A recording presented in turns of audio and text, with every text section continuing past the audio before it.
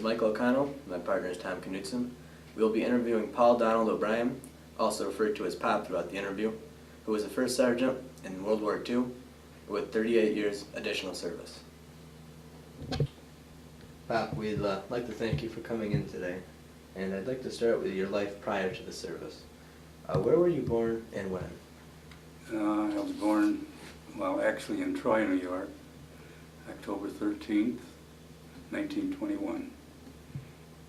And what was life like before you entered the service? Well, we were recovering from a depression, and very difficult. Most people got out of school, went into the mills to work, and the war came along, and everything changed. What about you yourself? What were you doing before? I worked for the state of New York at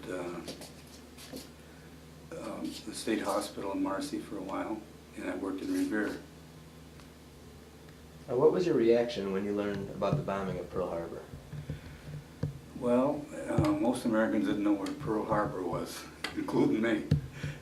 My father knew because he was in the Navy, and he kept telling me all the young men will be gone. But I didn't, at that age, I didn't pay that much attention. I was having a good time and out of school and working and everything. Do you remember where you were when it happened? When I went? When you heard about Pearl Harbor being bombed? I was on the way home from work. I was working in Revere on night shift. And I think I was driving home. It took me a while because I had made a few stops and everything. When did you enter the service? Well, you know, at that time, everyone had to register for the draft, 20 years old to 45, okay? And then if everyone had a number. So, you know, when people saw their number was coming up, many enlisted. Some enlisted whenever they could. And then some people said, well, we're going to wait and see what happens. A lot of people did. It was, you know, a decision they had to make. And eventually I went and went up to Canada. At that time there was a problem with citizenship. I wanted to join the Canadian forces, so I didn't want to get into that one, so I came home. Then my father wanted me to go in the Navy, so I went in the Navy recruiter, but I flunked the color test, and he told me to come back in a week, but I never went back. So then many of my friends went in the Marines. They were in Guadalcanal, and you know, many of them came back with malaria, and they were well equipped to go in at that time. But some of them had lifetime problems, you know. So it turned out all right. I waited with the draft, and I got a clipping I'll show you. The group from Rome that left together. And when we registered, the funny part of it was, my father and I went down and registered together the way the age was set up.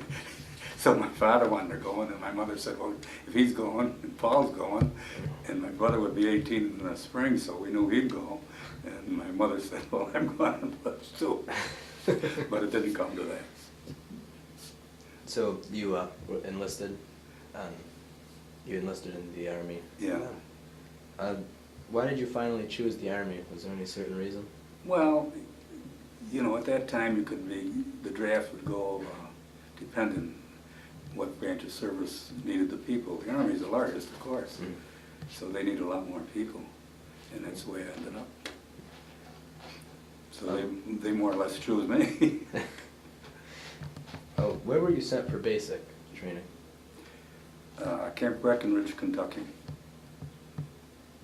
What was your beginning days in basic like? Could you Tough. describe it? Yeah. Tough. Infantry is very demanding, physically and mentally. And at that time, conditioning was, they believed in like 30-mile hikes.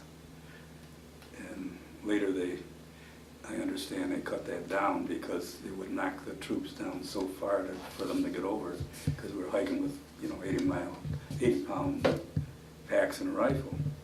So when you march 30 miles, you're not too fit for anything for a while when you get back. So later they changed it to 20 miles. Could you describe a typical day in basic training for us? I get up at 5:45,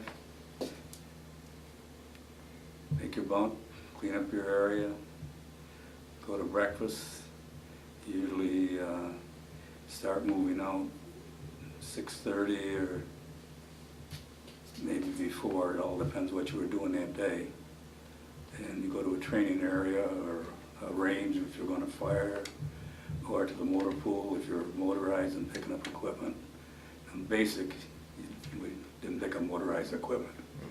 We were going to the range or for training. What kind of training did you mostly partake in? About everything.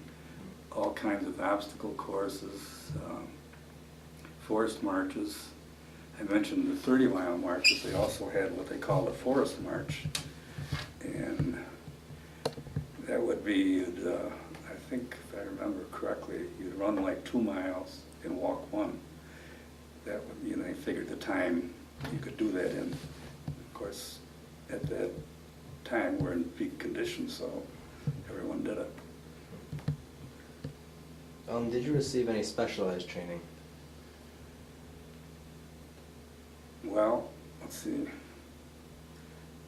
I don't know what you want for specialized training. Everybody got training in chemical warfare, artillery adjustment, bayonet training, all kinds of marksmanship with all weapons. And let's see, I can't think of any other things that would pertain. When were you assigned your unit and your regiment? Well, I was processed in Fort Dix. You got to remember, no, Camp Upton. I was discharged from Fort Dix. And they sent us to Breckenridge, and the regiment was there. And we were very fortunate because we had, the Army has a cadre, which is experienced soldiers, and ours happened to come from this 82nd Division, which is one of the best divisions in the service, including the first sergeant, who was an expert, and a couple of platoon sergeants. So their idea was to train us, and then gradually we'd be promoted and take over their duties. But our cadre, in our case, my company, they stayed with us all the way through. But some of the cadre transferred from there, and for various reasons assigned to other divisions or regiments, maybe another camp, to train them. Why did your cadre stay with you all the way through? If what? Why did your cadre stay with you? It's just the way it happened. You know, usually they'd ask the people if they wanted to go like to Camp Landing and be cadre down there. And some did, some didn't. In our case, we were fortunate. Ours wanted to stay with us. So we kept him, our first sergeant stayed with us all the time. He was a great guy. What was his name? Einar C. He was a big Swede, expert with all weapons and a bayonet included. Very good guy, very fair. I crossed him once, and I ended up digging a 6x6, 6 foot deep, 6 foot wide, and all my buddies were going to Evansville, Indiana, on pass, and this was on a Saturday afternoon, naturally, and I was there digging in the hot sun in Kentucky. So I learned that lesson that time, but that was the only problem. He had to administer the punishment. Do you remember what you did by any chance? Oh yeah, I don't want to say that. Okay. We had a corporal that was a pain, and he was impressed with his rank and what he was doing. So in the morning of Reveille, we all, went up, and I always got up in the morning, but he started yelling through the barracks, and he got me, and he was yelling, and I happened to be in one of those, they had double bunks. I was in the upper bunk, so it took a while to get out of the bunk and down, and he started yelling, and I told him to get out of the way. So of course he reported to the first sergeant. Do you have any memories of other people or events during basic? I had a platoon leader and named Picard, and he was with the 27th Division, 105th Infantry out of Troy, New York, the National Guard, and they were federalized. And then he went in as a sergeant, but he went to officer candidate school. And of course, they send you to officer candidate school, you never go back to your old unit.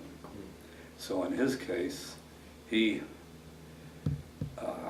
went to OCS and he successfully completed it. He came to us as a lieutenant.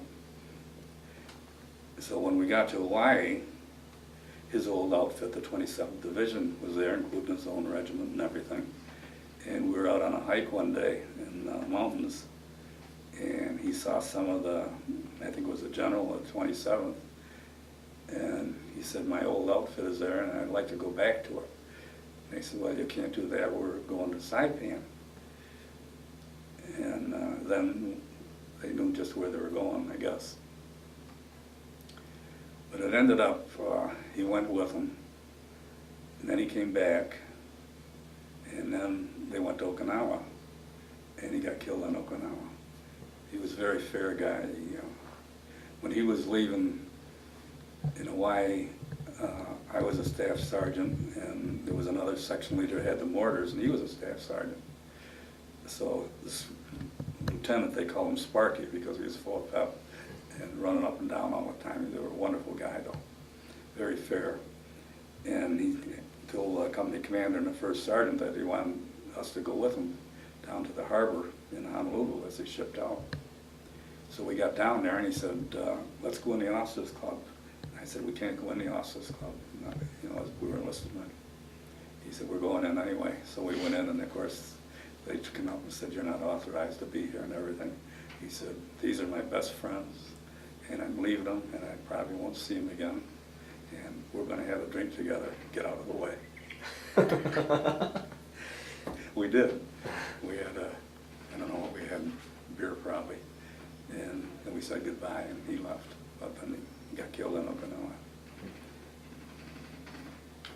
When you left basic training and prepared to enter combat, what was your rank and what duties were you responsible for? Well, we went to Tennessee, just before Tennessee maneuvers. I was promoted to staff sergeant at that time and had a machine gun section.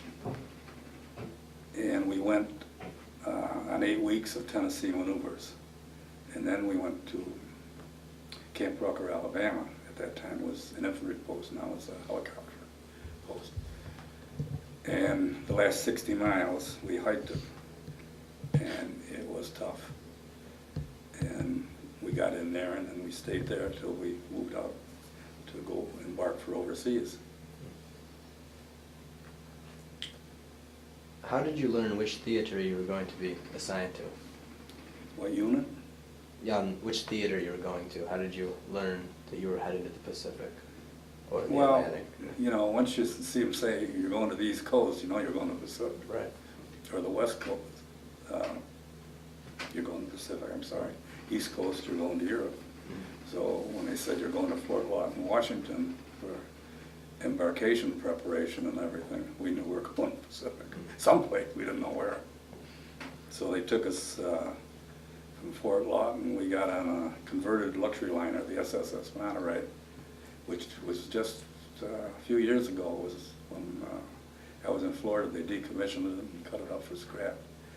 But normally it was a luxury liner, and they converted it to a troop transport. And then they have the bunks and the sleeping quarters for the troops, like 5 bunks high, and hot, poor air and everything else. We got out on deck as much as we could, of course, but you had to pull regular exercises and things like that, of course, when you were en route. Then we went to Hawaii. What did you do on like the downtime on the ship? Did you write letters or play cards? Oh, everything. They played cards, talked. A lot of smoking in those days. No drinking. And talked to each other, did a lot of visits. You get very close to people in your unit, closer sometimes in your family, because you know your life may depend on the guy next to you. So there's immense feeling of togetherness. Sometimes when a unit breaks up, they still have reunions and get together, but generally you don't have the things in common after you separate. It's like being in school. You get very close to each other, and then when you get out of school, you go to, say, college, you have a new set of friends. Sometimes you keep in touch with a few of them, sometimes you don't. Then you go to the reunion to see them all and say, man, they're getting older. Now, what were your feelings about being assigned to the Pacific? Well, yeah, it didn't bother me. I mean, it was a different type of war there than Europe, you know that. You probably know more about the war now from you interviewed 28 veterans than anybody. The Pacific was an island hopping thing. So generally your campaigns were, I would say, shorter duration than in Europe. You know, it wasn't like the African campaign or anything. You'd go in and they'd go to an island and take the island, secure it, maybe not all the way, but most of the way, and then move on to the next island. And that's the way they do it. And eventually Japan, Okinawa. Where did you first arrive when you reached the Pacific Theater? The date? Or place, date and place, actually.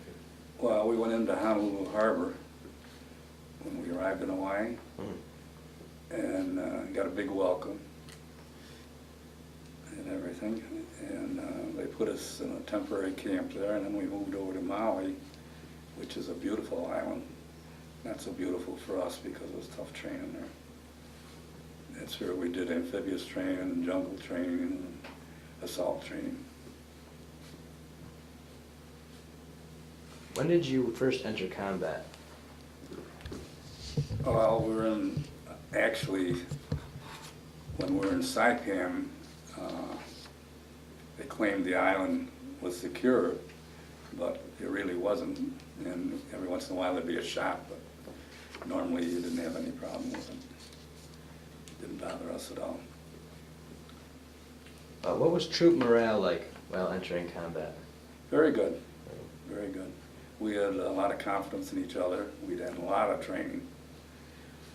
The training we went through was very difficult and tough. We did everything from swimming with a pack, and they'd dump oil on the water, and we'd have to swim through the fire. We went through jungle training and things of that nature. One of the things that bothered me, we were on our way to jungle training. We had to go across one of these open trestle bridges that they used to railroad to ship the pineapples to the plant. But it was all open. It was just ties, and then this big support like 400 foot down and going across this valley. So, of course, as you stepped on a tie, the bridge would sway. Well, we had like 150 people going across the bridge. And the first sergeant and I were the last ones, and we were all carrying equipment like 80 pounds plus, including the weapons, which threw you off balance a little. So we go across this bridge, and the whole thing would sway. And we were at the tail end, and that was really swaying. But everyone went across because, like you've heard of peer pressure, I guess. There were a lot of us scared. But ever after that, I can fly in an airplane or go over anything high. But if I'm on the edge looking straight down, I'm no good. I always blamed it on that, but I don't know if that's true. What other kinds of things did you do in jungle training? Well, it was terrible. It rained mostly. It was in the rainforest. And when it wasn't raining, we were climbing over the lava rock from the volcanoes and everything, which would wear out a pair of boots in a very short time. And very hard training. We did a lot of assault training, how to survive, turn you loose in the forest and rainforest, and give you a compass. And maybe you and your buddy have to find a place where they'd stash maybe some rations if you found them. And you'd go for hours and hours and days and try to shoot these different azimuths to the different locations. Well, if you missed one, that threw you off for the next one. So you could be there a long time. the idea was to hit everything just right. That went on for quite a few days. We did a lot of that.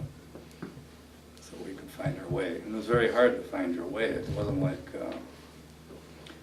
you know, in a lot of the jungle, the forest, it was so thick. Sometimes you couldn't see the sky or anything, so you lose your direction very easily. You depend on your compass an awful lot. Oh, would your company and your unit enter after the Marines went through, from island to island? Well, the Marines and the Army were both on Saipan, but we were only there, actually we were on our way out, so we weren't there that long. And as I said, there were only some sniper fire. You know, the island they claim is secure, but the Japanese were excellent soldiers. And they would stay up in those caves for a long time. And if you, well, you probably don't remember, but after the war had been over for a couple of years, they were still finding people in those caves. They lived right there, and they didn't believe anyone when they'd go out and tell them the war is over, come down. The Japanese soldiers didn't believe them. They stayed there for a long time. Where did you head when you left Saipan? Saipan, we headed for Japan. And the problem was, they said the war was over, but we weren't sure. Everyone knew it over in Japan. We were going to northern Japan. A place called Okinawa Beach, Honshu, Japan. And so they said, well, the war is over, but we're not sure the Japanese all know this. So we had to make a regular combat landing, but no firing to see what happened. Well, when you move that number of men, sometimes you lose them. They drown and things like that. We had a mortarman carrying a base plate of a mortar, and we were in landing craft going to the shore, and all of a sudden I saw him going by the side, and he dropped the base plate. We grabbed him by the collar and pulled him back and got him in. And we got in, and he said he lost the base plate for the mortar. So that night, we stopped, and he reported the base plate was missing. They went berserk. So we had to go back and swim in and get the base plate and bring it back. But when we first went in the beach, we set up all our weapons and everything, and it was very, very quiet. And we didn't know what was happening because they said this is, I think it was the Japanese 15th Army, that was their home area. And they said you're outnumbered so-and-so, you don't know, if that's true or not. About 500 to 1 or something like that, so we were pretty serious. So I set up my machine guns, and we waited. And a machine gun has a field of fire like that. So we waited and waited, and everyone was pretty tense. Pretty soon we saw this little Japanese get up, and he was a farmer. We didn't know, and he started walking toward us, and they said, hold up, everybody wait. There's only one that we can see. It turned out he didn't even know we were there. He saw the ships, and he was coming down to see what all the ships in the harbor were doing. So he was perfectly innocent. So, we just talked to him and everything else and let him go. There's nothing to him. What kind of support did you have while landing when you hit the beach? Oh, everything. All the Navy ships were there and everything else. But no firing because they just didn't know what for sure. But they had everything there, all kinds of support. Not so much air as the Navy there. I don't recall seeing any air there. I think they went the other way wherever the airfields were. Out of all the islands that you landed on, which ones did you encounter the most resistance? Well, Saipan probably was the most. And then I wasn't there, but Okinawa, they got a lot of opposition. In your estimation, what was the most deadly weapon that the Japanese had? The individual soldier. They were tough soldiers. Excellent soldiers. They could put a Japanese up in a tree with a handful of rice and a rifle, and And he'd stay there till he could see an officer or a non-com or a crew-served weapons man go near him and snipe and pick him off, even though he knew they'd get him because Americans would spray the whole tree. But they were well trained and really dedicated. How did you feel about the Japanese soldiers? Well, you know, you couldn't help but say they were good soldiers and everything, but they did a lot of wrong things too. Tortured people and bayoneted them. They went into Nanking, and they call it the rape of Nanking. In the Philippines, the same thing. And they tortured our prisoners too. In what areas did you see the most devastation?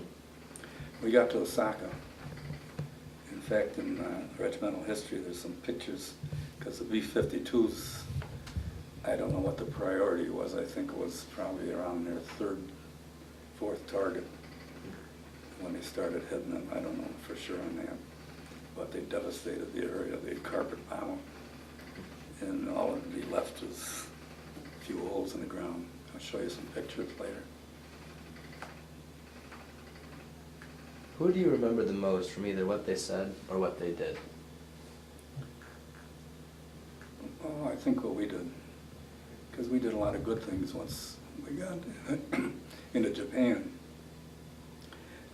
Many of the people were starving there.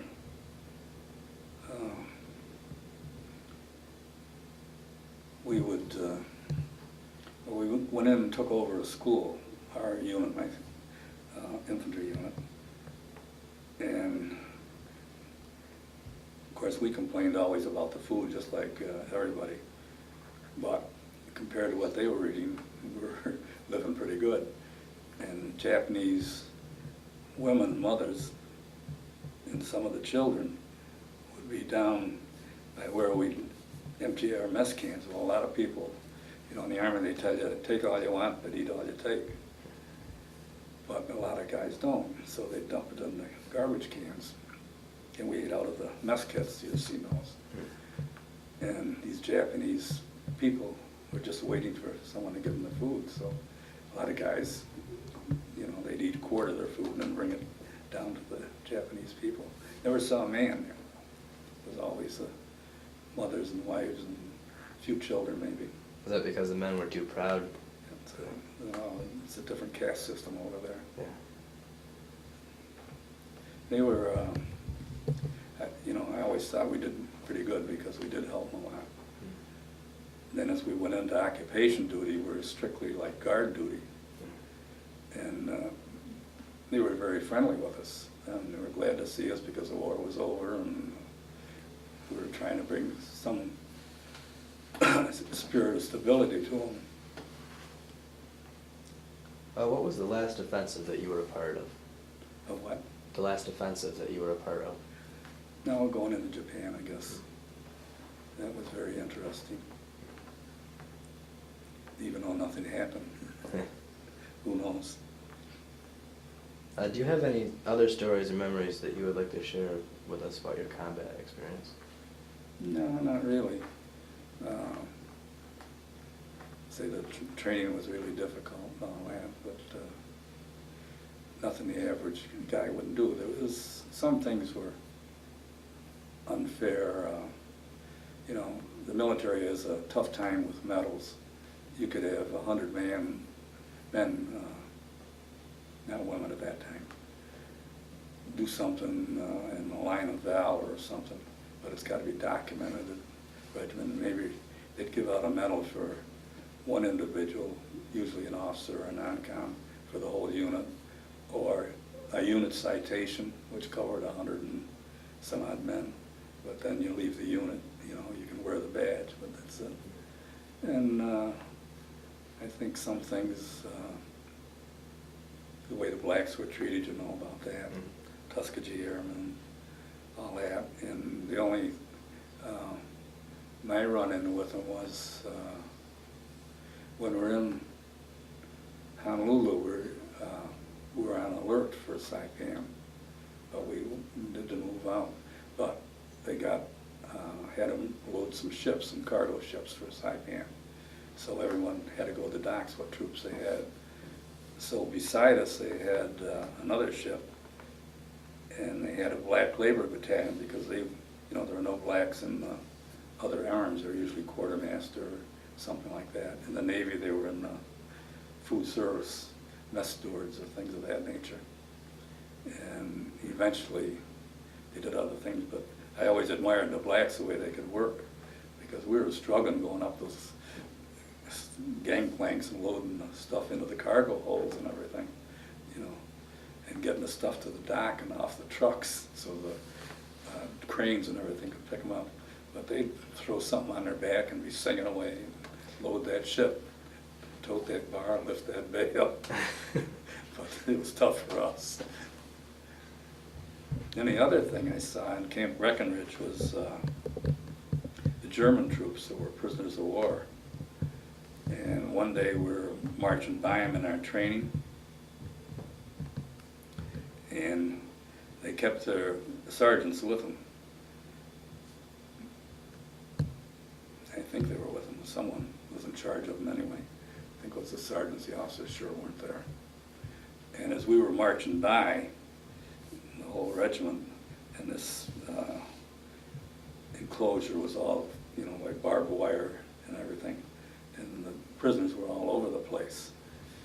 And whoever was in charge called them out to attention, and they lined up just like that and saluted us.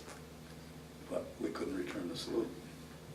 So we just marched by them, and they said, no talking, no saluting, nothing. They wouldn't admit it. But they were highly disciplined too. After your active duty, you continued to be very involved in the military. Oh. Why did you decide to do so? How did what? Why did you decide to do so, to stay with you? Well, I don't know. I like the military in a lot of ways, a lot of good things. And when I got out, I joined the reserves, and that wasn't too much because I was more or less just name and rank on a roster. They weren't, no duty at that time. So then they had units in New York, the State Guard, what they called the New York Guard, which was not federally recognized, but it was organized when the National Guard was called to active duty to federal service. And they took over security of the state. So a lot of people were NAP people that hadn't gone to active duty and things of that nature. And we had a good unit in Rome here. They were called out for shoveling out the rail yards during the war, which was tough duty because the trains had to go through with the equipment for the troops. So they were pulled out for that. They were a heavy machine gun company. They used to train in Camp Smith. So I eventually joined them. I applied and I was promoted to lieutenant. So then when the National Guard came back and started reorganizing the state, they were disbanded and more or less went inactive for a while. So then I just joined the Rome unit, the National Guard, and stayed with them. Then I started to work for them full time, and I stayed with them until I retired in 1981. After the war, did you stay in touch with some of your comrades from your unit? Just a couple of them. One in Connecticut and one down in Poughkeepsie, New York.